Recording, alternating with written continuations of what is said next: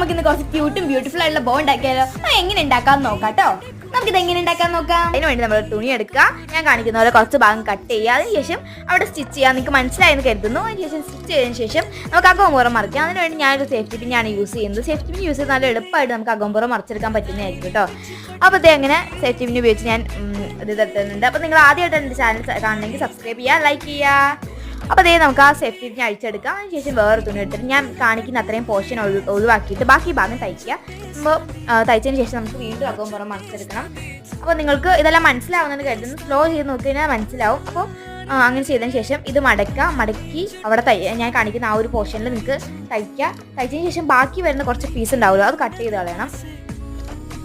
അപ്പോൾ നിങ്ങൾ ആദ്യമായിട്ടാണ് ചാനൽ കാണുന്നുണ്ടെങ്കിൽ സബ്സ്ക്രൈബ് ചെയ്യാൻ മറക്കരുത്.